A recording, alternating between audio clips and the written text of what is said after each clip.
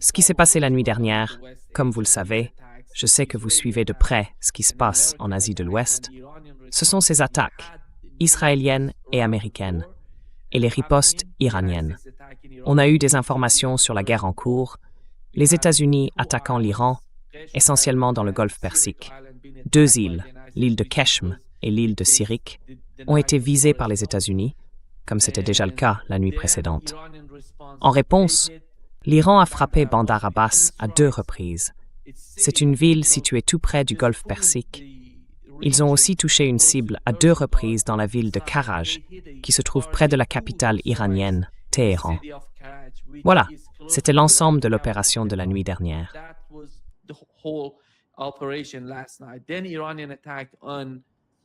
Ensuite, il y a eu l'attaque iranienne contre les bases américaines dans les pays du Golfe, au Koweït, à Bahreïn et en Jordanie. Et en Jordanie, il semble qu'ils aient frappé. On a des images qui confirment qu'ils ont touché la base aérienne de Muwafaq Salti. Il y a aussi des rapports non confirmés selon lesquels l'Iran, en utilisant des missiles balistiques, aurait détruit des avions de chasse dans cette zone. Si on regarde ce que Donald Trump essaie de faire, on avait tout à l'heure Keith Kellogg, comme je l'ai mentionné avant de passer en direct. Il a dit que ce genre de guerre, ce n'est pas le style américain. Il faut y aller, faire le travail et repartir le plus vite possible. Quelle est, selon vous, la situation actuelle dans cette guerre entre l'Iran et les États-Unis?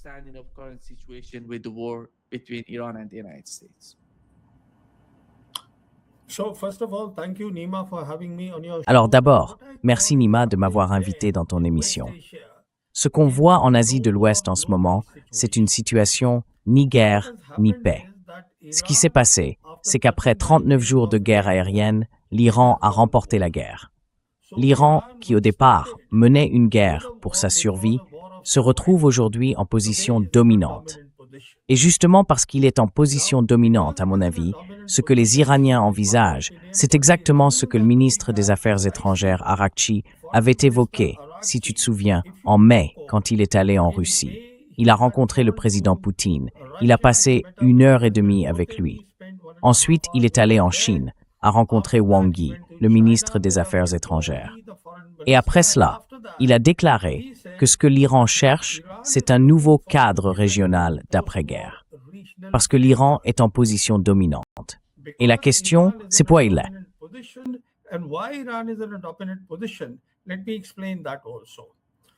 Laissez-moi vous expliquer ça aussi. D'abord, il est très important de comprendre que l'Iran cherche à établir un nouveau cadre régional pour l'après-guerre. En gros, ça veut dire qu'il y aura une solution ouest-asiatique au problème de l'Asie de l'Ouest. Je ne vais pas développer ce point maintenant. Le problème avec le président Trump, c'est qu'il est entré dans une guerre sans vraiment comprendre de quoi il s'agissait, sans saisir la logique de cette guerre. Il a été entraîné dans ce conflit par Netanyahou.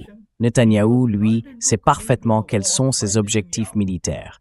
Il a convaincu le président Trump d'y aller en lui disant en gros « Tu pourrais faire en Iran ce que tu as fait au Venezuela ».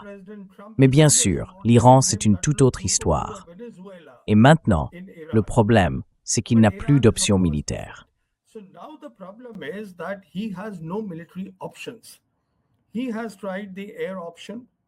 Il a essayé l'option aérienne, mais ça n'a pas marché depuis 39 jours. Ensuite, il a tenté des opérations spéciales, qui évidemment ne peuvent pas fonctionner. Maintenant, pour ce qui est de l'option terrestre, il ne l'a tout simplement pas. Et pour une raison simple, les Américains ont environ 800 bases à travers le monde. Une grande partie de leurs forces y sont déployées. Et puis, de toute façon, il faudrait lancer une conscription. Vous voyez, pour mobiliser des troupes au sol, il faut l'autorisation du Congrès américain. Donc, c'est un processus très long. L'option terrestre n'existe donc pas. La seule chose qui lui restait, c'était un blocus naval, et c'est ce qu'il a fait. Maintenant, il essaye de pousser les Iraniens à faire quelque chose qu'ils n'accepteront pas. Comme je l'ai dit, il s'est engagé dans cette guerre.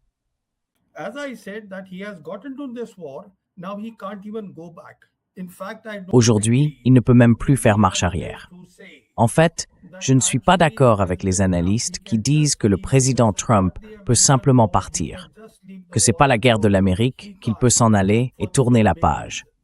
Non, il ne peut pas, pour 3 grandes raisons. La première, comme le disent les Iraniens, c'est qu'un problème local doit avoir une solution locale. Si les Américains se retirent d'ici, ce n'est qu'une question de temps avant qu'ils ne doivent aussi fermer leur base sur le sol du Golfe. Ce n'est qu'une question de temps. Et ça veut dire la fin du système des pétrodollars. On sait déjà que, pour les États-Unis, la dette nationale s'élève à 39 000 milliards de dollars et qu'ils doivent payer chaque année environ 1 000 milliards rien qu'en intérêts. Alors, s'ils perdent les pétrodollars, ils sont dans une situation très difficile. Donc non, il ne peut pas partir.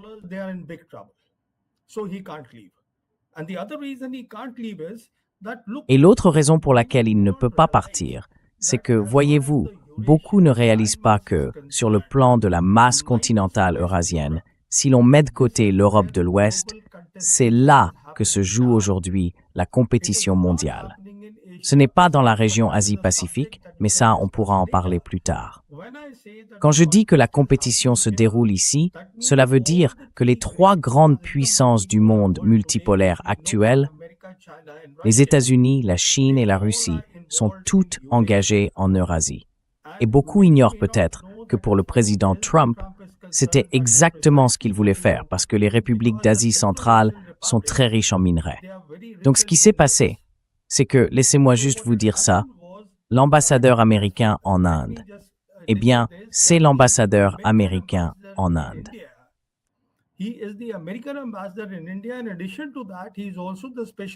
En plus de ça, il est aussi l'envoyé spécial pour l'Asie du Sud et les républiques d'Asie centrale, un certain Sergei Gore. C'est la première fois que les États-Unis ont en Inde un ambassadeur qui est aussi envoyé spécial pour les républiques d'Asie centrale. Donc, tout tourne autour de ces républiques d'Asie centrale. Et ce que ça veut dire, c'est que souvenez-vous, en août 2025, plus précisément le 8 août 2025, le président Trump a réussi à obtenir une trêve entre l'Azerbaïdjan et l'Arménie. Il y a eu une déclaration conjointe trilatérale entre ces 2 pays du Caucase du Sud, des pays très importants qui étaient en conflit. Il les a réunis. Et après ça, les 2 pays ont accepté ce qu'on appelle aujourd'hui la route Trump vers la paix et la prospérité internationale.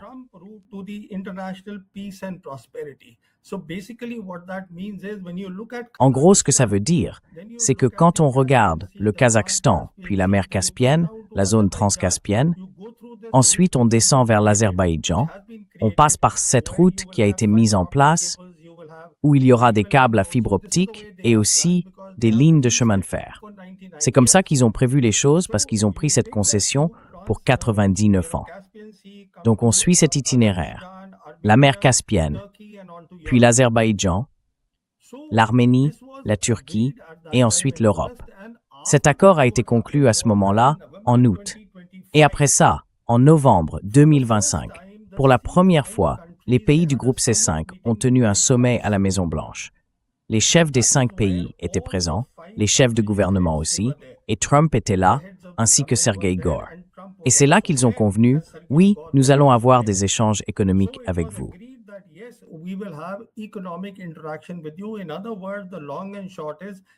En d'autres termes, pour faire simple, il s'agit des républiques d'Asie centrale, qui sont un peu le ventre mou de la Russie. Les républiques d'Asie centrale. Donc ils ont déjà travaillé dans cette région. Maintenant, s'ils se retirent du Moyen-Orient, alors cette rivalité géopolitique, dans une zone extrêmement sensible sur le plan stratégique, prendra fin. Je ne vais pas entrer dans les détails, mais c'est ça l'essentiel.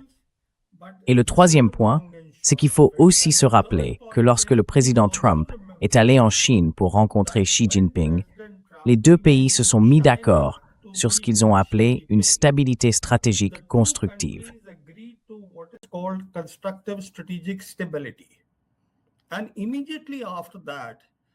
Et juste après ça, le président Poutine est allé en Chine.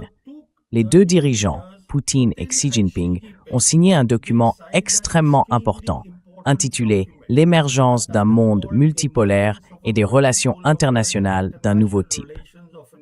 Alors, que veut-on dire par « relations internationales d'un nouveau type » ? C'est un nouvel ordre mondial. Je ne vais pas entrer dans les détails ici, mais un nouvel ordre mondial est en train de se former. C'est un changement qui n'arrive qu'une fois par siècle. Et l'ancien ordre, ou l'ordre existant, dominé par les Américains, est aujourd'hui en net déclin en Asie de l'Ouest. Donc, s'il se retire d'ici, la troisième conséquence sera la confrontation, ou plutôt l'accélération, de ce nouvel ordre mondial, et cela avec précipitation.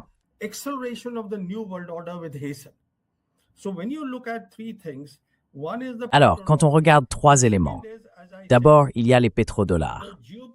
Ensuite, comme je l'ai dit, la rivalité géopolitique en Eurasie, qui est devenue extrêmement importante. Il ne peut pas s'en désengager, parce qu'il y a investi. Et le troisième point, c'est que même si le monde multipolaire est déjà là, son retrait du théâtre moyen-oriental accélérerait la mise en place du nouvel ordre mondial, soutenu par la Chine et la Russie, dans lequel l'Iran, en tant que puissance dominante au Moyen-Orient, jouerait un rôle majeur. Donc Nima, quand on met tout ça ensemble, il devient très clair que pour Trump, la situation est extrêmement difficile. Il ne peut ni mener une guerre, ni quitter la scène.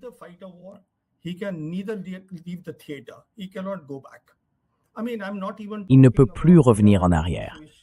Je veux dire, je ne parle même pas des autres sujets dont les analystes ont déjà parlé, comme le fait qu'aux États-Unis, l'inflation a augmenté et tout le reste, je ne rentre pas là-dedans.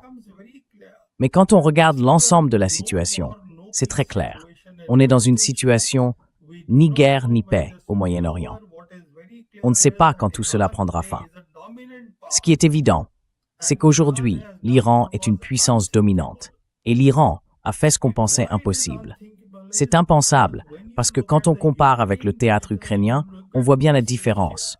En Ukraine, l'Amérique est présente par procuration. Dans ce théâtre-là, elle est directement engagée dans la guerre.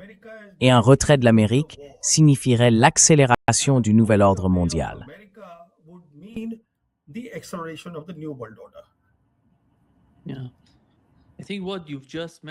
Je pense que ce que vous venez de dire, ces trois conditions, poussent d'une certaine façon les États-Unis à conclure un accord avec l'Iran. Et puis d'un autre côté, on voit qu'il n'y a ni paix, ni accord. Comment peut-on concilier les deux?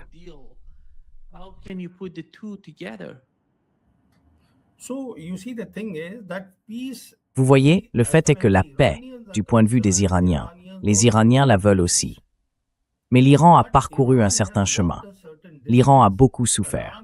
Donc, la situation qui existait avant la guerre, avant le 28 février, n'est plus la même aujourd'hui. Alors, quand le président Trump dit aujourd'hui que le détroit d'Ormuz est des eaux internationales, eh bien non, ce n'est pas le cas. Ce sont des eaux intérieures à usage international. Et sur ce point, l'Iran bénéficie du soutien de deux grandes puissances du monde multipolaire, la Russie et la Chine, qui affirment que oui, c'est bien la souveraineté de l'Iran. Et c'est pour cette raison que les Américains ne peuvent pas ignorer la réalité. L'autorité des États du Golfe Persique est une réalité. Ils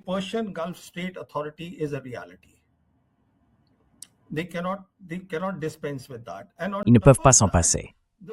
Et en plus de ça, les négociations doivent avoir lieu. Le problème, c'est qu'on n'en est même pas encore au stade du protocole d'accord. Alors, oubliez les négociations.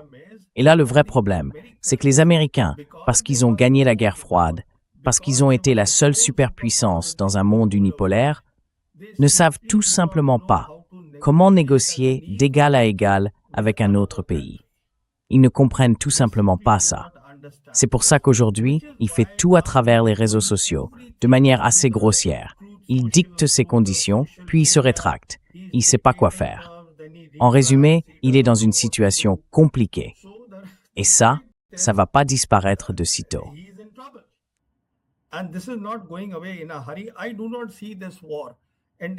Je ne vois pas cette guerre se terminer de sitôt. Parce que plus elle dure, plus les problèmes vont s'accumuler pour le président Trump. Et quels problèmes exactement? D'abord, bien sûr, sa base MAGA. Ensuite, même s'il ne se soucie pas de cette base, la hausse des prix est là et elle va le toucher. L'inflation qui augmente va aussi l'affecter.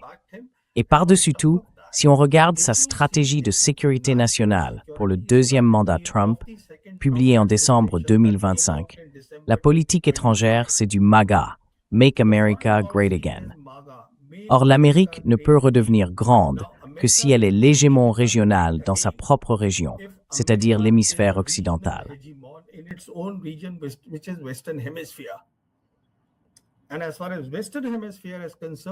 Et pour ce qui concerne l'hémisphère occidental, c'est justement à cause de cette région que le président Trump a créé le département de la guerre. Il a renommé le département de la défense en département de la guerre. Et puis il a aussi demandé, pour l'année 2027, un budget du Pentagone de 1 500 milliards de dollars, parce qu'il y a maintenant beaucoup de problèmes de sécurité. Il y a aussi de nombreux problèmes militaires pour lui dans l'hémisphère occidental. C'est pour ça qu'il cherche à obtenir un dôme doré qui s'oppose aux capacités dont disposent les Américains, les Russes et les Chinois. Et puis, il y a aussi le problème de la route maritime du Nord.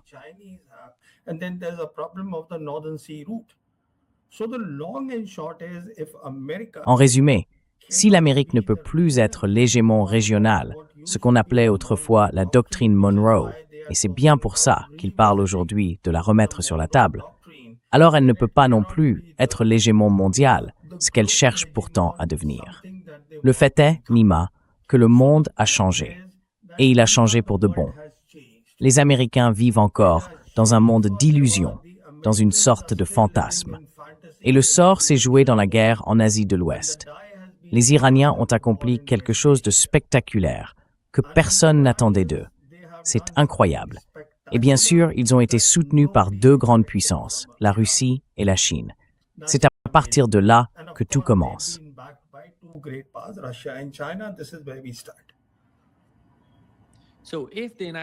Donc, si les États-Unis décident de rester dans la région, il faut qu'il y ait un changement, d'une manière ou d'une autre, dans la configuration et dans la façon dont les choses étaient avant le début de la guerre.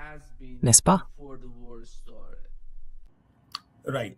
So, Nima, for that, the requirement is they have to negotiate. They cannot do what they did on 11th of April, that they go to Pakistan for 21 hours and then they walk away from that. It cannot happen like that. It cannot happen through the social media. So they have to sit down as equal. Please recall that in the Islamabad summit or the talks that happened, the Iranians came fully prepared for serious talks. Whereas the team of the Americans led by J.D. Vance, they were completely non-serious about the whole thing. So today the opportunity exists, but this window is closing. Why I say this window is closing is because, firstly, what is the opportunity? The opportunity is that, yes, number one, Iran wants peace. Iran wants to negotiate. Number two, there is today... Ce que nous avons essayé, is their manifest. Which we have tried, the world has tried. So that is the opportunity that is available. C'est donc l'opportunité qui existe aujourd'hui.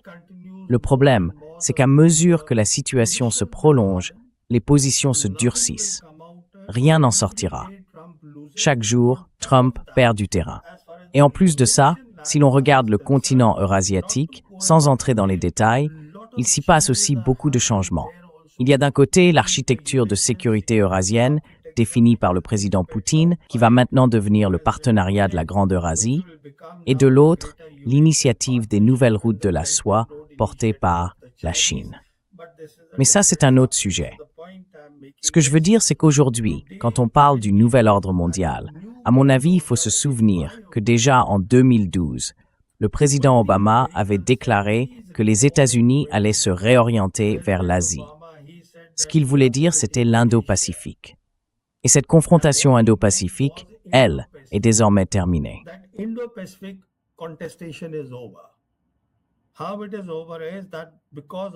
Ce qui a mis fin à tout ça, c'est ce que le président Trump a fait lors de sa visite en Chine. Les deux dirigeants se sont mis d'accord sur une stabilité stratégique constructive. Concrètement, cela veut dire qu'il n'y aura pas de compétition sécuritaire dans le Pacifique occidental. Les communications entre les militaires, entre l'armée populaire de libération et les commandants américains vont être maintenues. Et les Américains le disent maintenant ouvertement, y compris Pete Hixon qui était présent au dialogue de Shangri-La. Ils veulent renforcer leurs capacités. Donc cette confrontation-là est terminée. Désormais, c'est une confrontation géoéconomique. Ce n'est plus une confrontation militaire. La confrontation géoéconomique, c'est celle qui se joue dans le nouvel ordre mondial. Et ça, c'est très intéressant. Dans l'ordre mondial actuel, la priorité a toujours été la sécurité, pas le développement.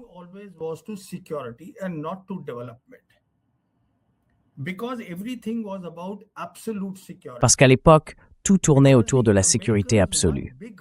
Les Américains avaient gagné, et largement. Leur force, c'est leur puissance militaire. Donc, tout était centré sur la sécurité absolue. Quand on met autant d'énergie, de temps et d'argent dans la sécurité, le développement vient ensuite. Mais dans le nouvel ordre mondial, la priorité, c'est le développement. Et la sécurité, ce n'est plus la sécurité absolue. On parle maintenant de sécurité collective, un concept complètement différent, ce que Xi Jinping appelle l'initiative pour la sécurité mondiale. Ce que je veux dire, c'est que l'ordre mondial est en train de changer à une vitesse incroyable. On assiste aujourd'hui à une compétition géoéconomique sur le continent eurasiatique, sans l'Europe de l'Ouest, parce que l'Europe de l'Ouest veut continuer ce combat. Je ne sais pas pour combien de temps encore en Ukraine. Voilà où nous en sommes.